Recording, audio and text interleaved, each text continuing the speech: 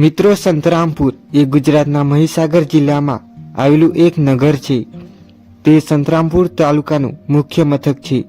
સંતરામપુર, જેને જૂના સમયકાળમાં સંતનું રાજ્ય અથવા સૂત તરીકે ઓળખવામાં આવતું હતું અને આજનું સંતરામપુર તરીકે જાણીતું છે, જેનો ઇતિહાસ વર્ષો જૂનો છે.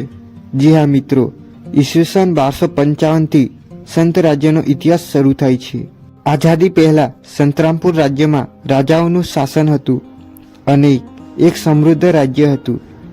તે ભારતની દેશી રિયાસતોમાંથી એક છે. તો મિત્રો, આજે આપણે સંત રાજ્યનો ઇતિહાસ જાણવાના છીએ, તો વિડીયોમાં બન્યા રહો. મિત્રો, સંતરામપુર રાજ્યનો ઇતિહાસ આજના મધ્યપ્રદેશ ધારથી થાય છે. પરમાર વંશના ચક્રવર્તી સમ્રાટ વિક્રમાદિત્યના વંશજ રાજા ભોજ વર્ષ 1010માં રાજ્યાભિષેક થયો. તેઓ માળવાના સિંહાસન પર બેઠા. તેઓ પરમાર વંશના રાજા હતા.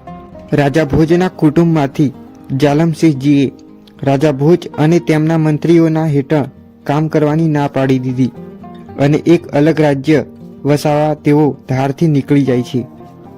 મિત્રો, જાલમસિંહજીએ ધારથી ઝાલોદ આવ્યા અને ત્યાં આવીને ઝાલોદ રજવાડાની આશરે 1010માં સ્થાપના કરી. જાલમસિંહના વંશજોએ ઝાલોદમાં 6 પેઢી સુધી શાસન કર્યું. મિત્રો, ઝાલોદ નામ જાલમસિંહજીના નામ પરથી પડ્યું અથવા ઝાલોદના મૂળ આદિવાસીઓના નામો પરથી પડ્યું એમ કહેવામાં આવે છે. ઈસવીસન 1247માં એક મુસ્લિમ આક્રમણમાં જાલમસિંહ બીજાનું મૃત્યુ થાય છે. મિત્રો, જાલમસિંહ બીજાનો પુત્ર સંત અને નાના ભાઈ લીમદેવે ત્યાંના જંગલોમાં નાસી ગયા હતા. જાલમસિંહ બીજાના પુત્ર રાજા સંતે ઈસવીસન 1255માં સંત નામનું રાજ્ય વસાવી ત્યાં રાજ કરવા લાગ્યા. મિત્રો, સંત રાજ્યની સ્થાપના ઈસવીસન 1255માં રાજા સંતે કરી હતી, જે આજનું સંતરામપુર. રાજા સંતે જાલમસિંહજીના વંશજ હતા, જે પરમાર કુળના શાસકો હતા. મિત્રો, રાજા સંત એ સંત રાજ્યના સ્થાપક હતા. તેઓએ ઘણા વર્ષો સુધી સંત રાજ્યમાં રાજ કર્યું હતું. મિત્રો, રાજા સંત પછી નવઘણ, નાપાજી, પ્રીતિસિંહજી, સુરાજી અને જયસિંહ ક્રમશ એક પછી એક સંત રાજ્યની ગાદીએ બેઠા અને રાજ કર્યું. રાજા જયસિંહના 3 પુત્રો હતા, અખેરાજ, ગજસિંહ અને કુંભા. એક પછી એક ક્રમશ રાજ્યની સત્તા સંભાળી હતી. મિત્રો, અમદાવાદના સુલતાન અહમદ શાહ ઈસવીસન 1414થી 1443 દરમિયાન સંત રાજ્ય પર ચડાઈ કરી અને 1443માં રાજા કુંભાને હરાવ્યો. રાણા કુંભા પછી રામસિંહ, રાયમલ અને માંડલિકે એક પછી એક રાજા બન્યા. રાણા માંડલિકે સંત રાજ્ય પર ઈસવીસન 1536થી 1565 સુધી રાજ કર્યું હતું. તેમના પછી સૂરજમલ, રતનસિંહ અને પ્રીતિસિંહ બીજા એક પછી એક સંત રાજ્ય પર રાજ કર્યું હતું. મિત્રો, રાણા સબલસિંહ વર્ષ 1607થી 1635 સુધી સંત રાજ્ય પર રાજ કર્યું.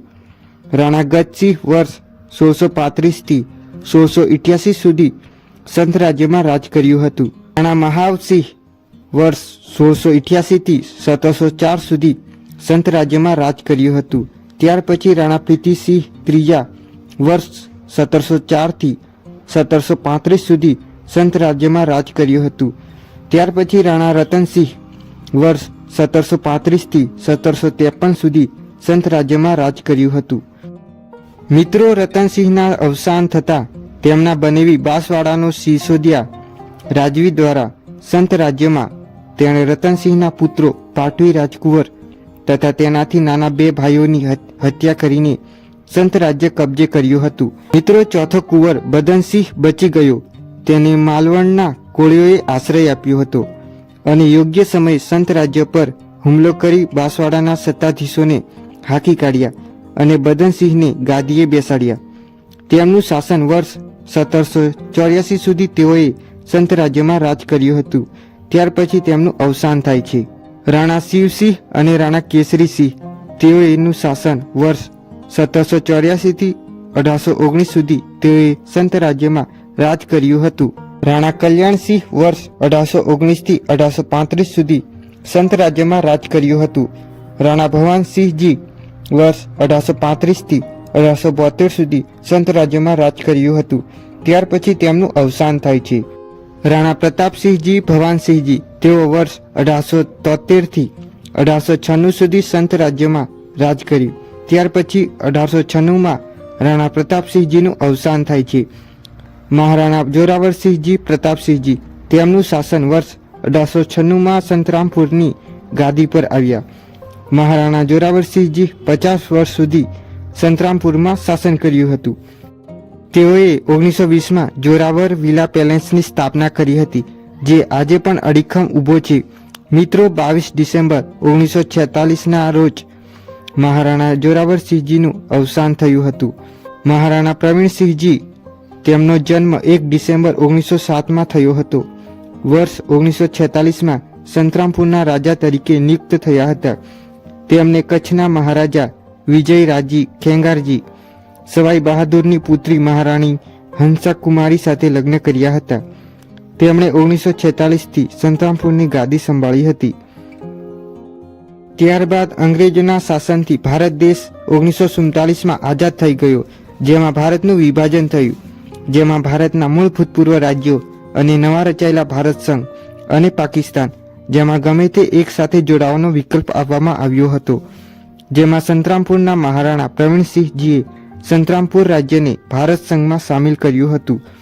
ત્યારબાદ બોમ્બે સ્ટેટમાં ભેળવી દેવામાં આવ્યું હતું. છતાં પણ સંતરામપુર રજવાડામાં રાજા બનવાની પ્રથા ચાલુ રહી. મહારાણા કૃષ્ણકુમારસિંહજી જે પ્રવીણસિંહજીના પુત્ર હતા, તેઓએ 1991 સુધી સંતરામપુરની ગાદી સંભાળી હતી.